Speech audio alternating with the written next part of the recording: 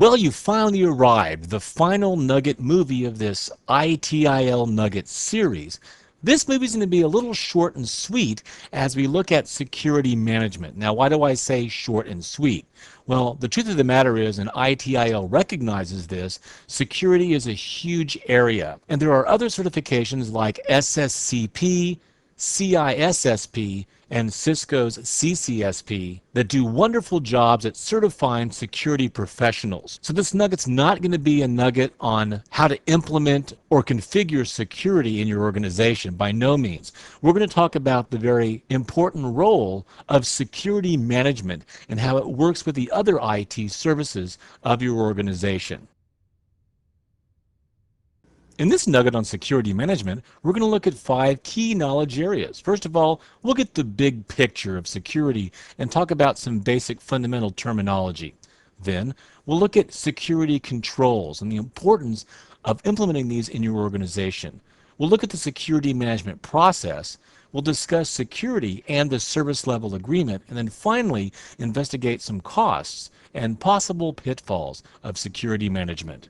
We want to start out kind of looking at the big picture and refamiliarizing ourselves with some terminology, some concepts we've briefly alluded to already in this Nugget series, and some things you're probably already aware of based on your security experience. We want to look at what are some of the main topics, some of the main concerns of our written security policy and security management. Well, first of all, we want to look at the different categories of threats. Different threats and vulnerabilities in our organization. And they break down into really 4 different categories. First of all, you have threats that are external. These are threats that come from the outside by people either we know, people we don't know. These are typically attacks at our perimeter routers or our perimeter firewalls. Attacks that try to penetrate our wireless networks, for example, from outside of our building, possibly using modems through our phone lines. Any point of exit or egress out of our organization represents a vulnerability for external threats. Now, these external threats come in 2 categories. You have what are called unstructured threats and structured threats. Unstructured threats are basically curious users, individuals just running curiosity programs to find out if we have what our IP addressing scheme is, accidentally coming upon our web servers, things like that. They weren't really planned or premeditated. Structured threats, however, are structured attacks, people trying to get into our network using IP spoofing techniques, denial of service attacks on our servers, doing reconnaissance attacks to find out information so they can do further attacks on our networks. These are planned malicious attacks. So we need to be aware of the 2 different types of external attacks. Then we have internal attacks, and studies have shown us that 70 to 80% of the attacks on our network are actually internal. And we think about attacks on our network so often coming from the outside, from that hacker out there. But technically speaking, 3/4 of the attacks are going to come from inside of our network. Many of these will be unstructured. In other words, users just going beyond their capabilities or their permissions, accessing folders and directories that they shouldn't access, introducing rogue hardware or software accidentally, doing things that are illegal in our security policy. For example, accessing websites like gambling sites or adult sites or sports sites, downloading adware or spyware or illegal programs that introduce Trojan horse malware into our organization. Then, of course, there's the structured threat, the individual in our organization who does a planned threat against our system. Think about, for example, that movie Office Space, if you've seen that movie, and the program that the 3 guys actually put on the floppy disk and introduce into the system that shaves off, a few pennies here and there and puts them into a checking account somewhere. That's a structured, planned threat against our network. And again, these could be full-time employees, but more often than not, internal structured threats are going to come from contractors, okay? Contractors, temporary employees, visitors into the building. So other types of security mechanisms like authentication, access control, and physical security are all very important. Now, our goal in a security policy and our goals as security management is to really guarantee three, possibly four key aspects of security. And that is something you need to be aware of. It's confidentiality, its integrity, its availability, and possibly non-repudiation.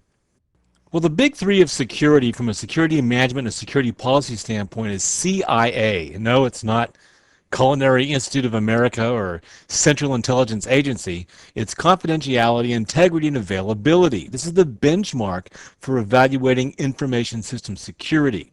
These are the three goals. Now there's one more fourth goal here. We'll talk about that separately. But confidentiality refers to limiting access to information and preventing the disclosure of information and data to unauthorized users. And the foundation of confidentiality is authentication methods and cryptographic methods, user IDs, passwords, encryption, all the way up to biometrics, like voice recognition, iris scanning, facial recognition, and everything in between. The goal here is to uniquely identify a data system's users and support control methods that control and limit the user's access to the system resources. Also critical to confidentiality here are protecting against things like malicious software or malware, spyware, email spam, instant messaging spam, and email phishing attacks. Why? Because these kind of attacks can be precursors to introducing software that can break down confidentiality of systems. Confidentiality is closely related to a broader concept, that being data privacy. You often hear privacy and confidentiality used synonymously. Now, data integrity refers to the trustworthiness of data or information resources. In other words, making sure that data hasn't been changed inappropriately, whether deliberately, through malicious activity, or by accident. It also includes origin or source integrity, making sure that the data actually came from the person or component or entity that you expected to come from, instead of an imposter or instead of someone doing a man-in-the-middle attack.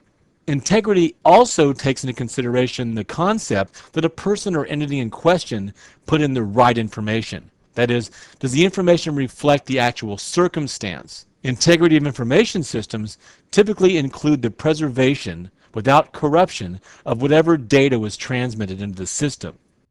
The third pillar is data availability. Now, earlier we had an entire nugget movie on availability management, so you're very well familiar with the concept of availability of systems, availability of IT services. But from the security standpoint, we're talking about availability of system resources, information resources. An information system that's not available, like a server, for example, when you need it, is basically like not having a server at all. And it could be worse if it affects your entire IT infrastructure.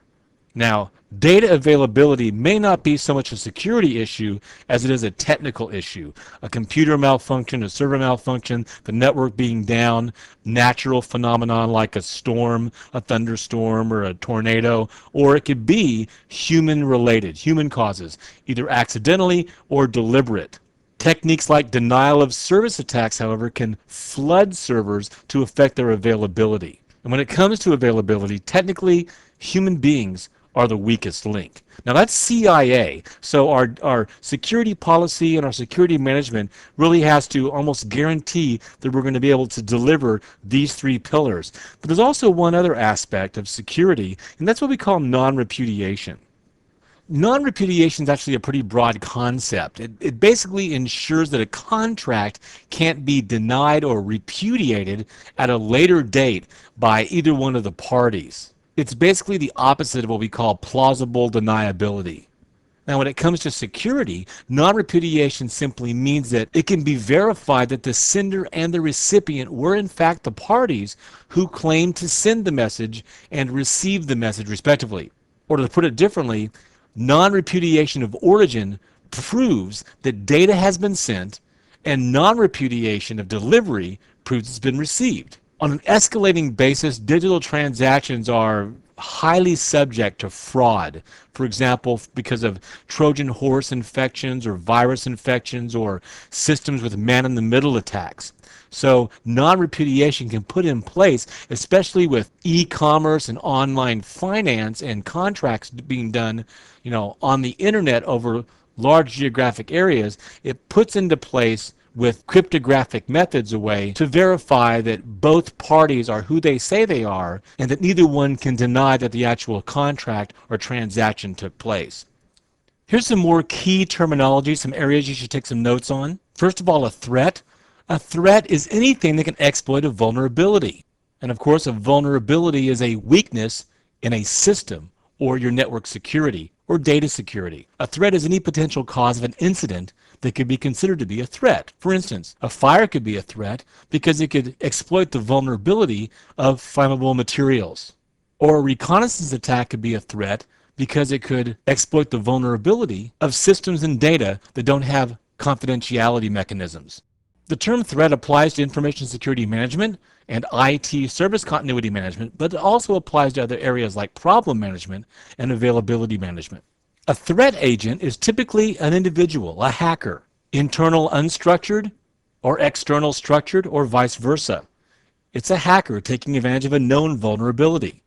Any intruder to an unauthorized system is a threat agent. A risk is the likelihood of a threat occurring. It's the possibility and the probability that the threat agent will actually end up exploiting the current vulnerability. For example, if your web servers have ports that are open to the internet without any firewall protection, then you have a high probability of a threat agent taking advantage of the situation, compromising your web servers. A vulnerability, as I've explained, is a weakness in a system. This threatens the confidentiality, the integrity, the availability, and the non-repudiation of an asset. For example, a Windows 2003 Exchange server without hot fixes and security patches applied to it. That would be a vulnerability. Exposure is a scenario where you're exposed or you're open to potential losses from a threat. For instance, if your system's been compromised by a hacker and then you've had critical files deleted or copied, then you've been exposed and a loss has occurred. A countermeasure is also known as mitigation. These are controls that are put in place to counter against potential loss, like firewalls, intrusion detection, intrusion prevention systems, strong password management, a Kerberos key management system, physical security, security guards, closed-circuit television, and virtual private networking. Another key to security management is understanding that the ITL recognizes 4 different categories of security controls. First of all, there's organizational controls. These controls provide clear responsibility, clear individual roles, and procedures for reporting that are going to coordinate with the business needs and the needs of IT infrastructure. Critical to organizational controls are the separation of duties and accountability for specific processes. Organizational controls are typically concerned with what do you do and how do you report it. Physical controls limit access to the facilities, to the building, to the campus. This includes surveillance cameras, security guards, and physical intrusion detection systems. Providing a layered approach to physical security is highly recommended. Think of physical controls as anything that can be felt or touched. Technical controls, on the other hand, are often logical. These are used to augment the ability of individuals to implement the organizational, physical, and soon-to-be-defined procedural controls. They also serve to protect technical systems from technology-based intrusions. These can be things like access controls, multi-factor access systems, for example, like your ATM card, something you have, your card, and something you know, your PIN number. This could also include a Kerberos ticketing system for security with access to servers and server processes. Procedural controls, on the other hand, include policies, standards, of course procedures, and general guidelines. This would be change management, release management, configuration management processes, a written security policy. Procedural controls are the defined rules for conducting your day-to-day business activities. All of these controls should be used together in concert to create a layered security approach for information security. And as a security manager, you have to make sure that these things are put in place in your organization or in your business or for your customer. You should also approach security controls from the standpoint of three different categories, being preventative, detective, and corrective. Preventative controls are often referred to as reduction controls. These are put in place way in advance. They're designed to reduce the likelihood of potential incidents. These can be allocation of access rights and control of access rights to files and directories and systems, to the implementations of full-blown cryptographic controls, for example, IPsec. It can also include carrying out regular data and software backups to developing and testing IT service continuity plans, preventative controls, or reduction controls. The second category is detective controls. These are also referred to as repression controls, and this is the handling of actual security incidents and minimizing the negative aspects on your business of these incidents. This includes monitoring, event alert systems, logging, virus checking, blocking user accounts after, let's say, a predefined number of failed login attempts, enforcing password history and password strength, things like that. Detective or repressive controls. The third category of security controls is correction or corrective or recovery controls. These will be put in play when all the other controls have failed. This is your kind of fail-safe method. They're concerned with restoring data and software backups as quickly as possible, or implementing other fallback techniques. Next, we want to explore the security management process, which involves 6 steps: control, plan, implement, evaluate, maintain, and finally, report or document. The control activity is the first sub-process of security management, and this is the part where you organize and manage the process. This is the development of the Information Security Management Framework, which describes the sub-processes: defining the security plan, implementation, evaluation of implementation, and incorporating the evaluation into the annual security action plans. The control aspect includes all the policy issues and initiatives, as well as information security organization. Once all the information is in place, you can then begin to plan, actually defining the security section of the SLA as you consult with service level management and other team members, bringing in the underpinning contracts that are related to security issues, looking at the objectives of the SLA in security terms, also comparing security goals to the operational level agreements. This is all critical in the planning phase, implementing with service level management and service level agreements. The next stage or action is implementation, and this aims to implement all the measures that were designated in the plans. This means classification and management of IT resources, your personnel security, managing security initiatives, responsibilities, implementation, written instructions, handling of data media, providing input for change management, as well as access controls, implementing access and access control policy, maintaining access privileges of users and applications to networks, network services, computers, and applications. The next step is the evaluation process. If at this particular stage you find security holes or gaps in implementation, or areas that need to be revisited, you go back to the control phase and start over again. It's quite possible that you'll have an iterative process that goes to the evaluate stage and then goes back to control, then plan, then implement over and over and over until you get it right. There's 3 forms of evaluation that are done here: self-assessments, internal audits, and external audits, which are conducted by subjective third parties. Once the evaluation process is complete and you've approved the security management initiatives, you can then move to the maintain aspect or maintenance. This is the ongoing maintenance of the security aspect of the SLA and the organization. Maintenance is carried out on the basis of the results of the evaluation sub-process and the assessments and audits.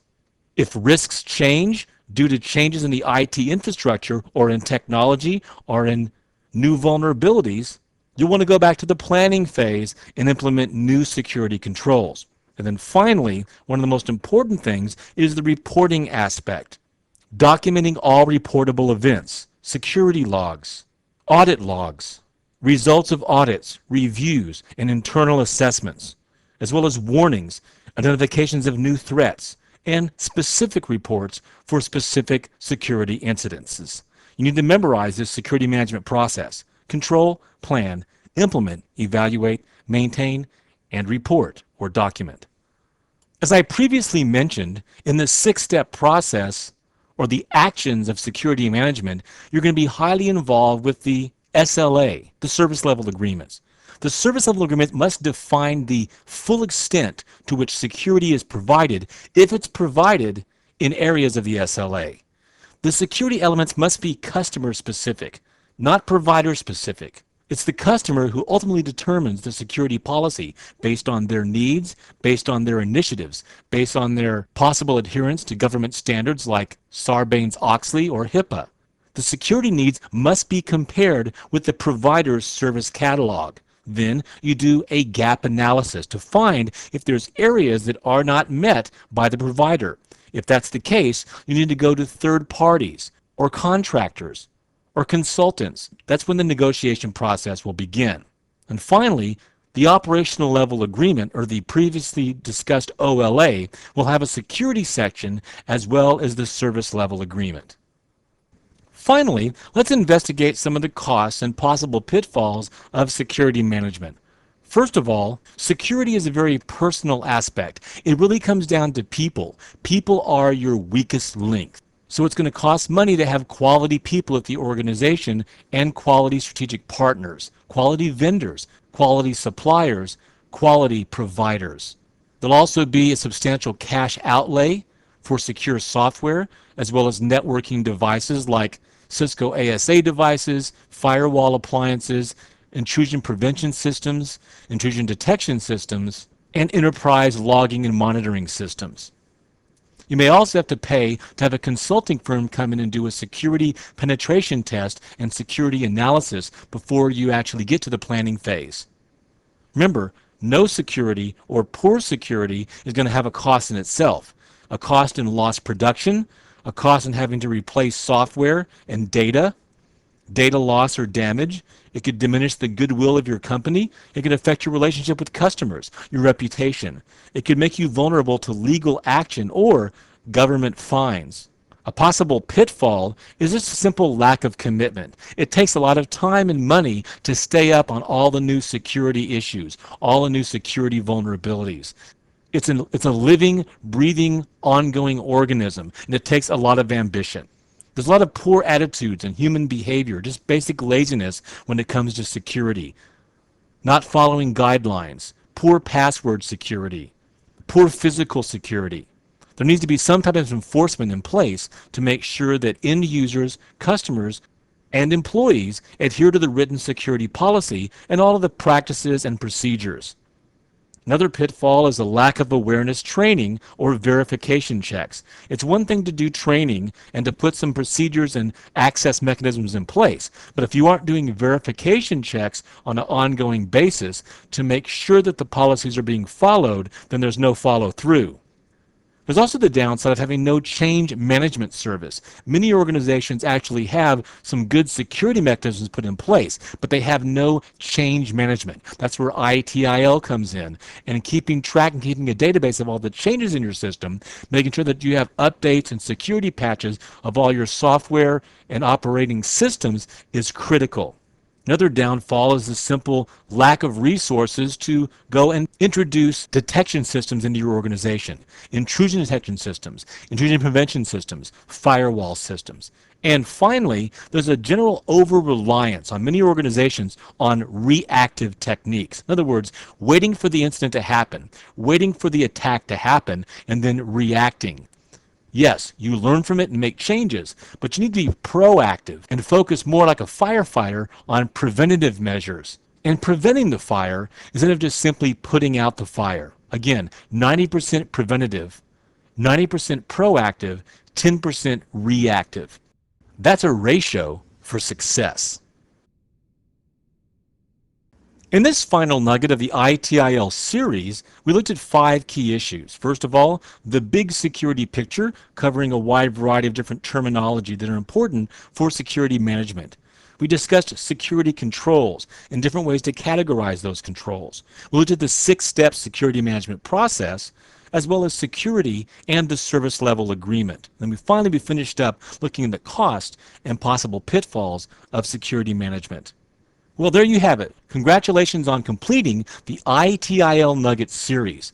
On behalf of CBT Nuggets and myself, Michael Shannon, I want to thank you for choosing CBT Nuggets as your training source. It's been my pleasure and privilege to be with you on this journey to ITIL. And I want to wish you all the success in the future in your career, with the ITIL exam, and any other endeavor. If we can help you in any way, please contact CBT Nuggets at cbtnuggets.com. Thank you, and have a great day.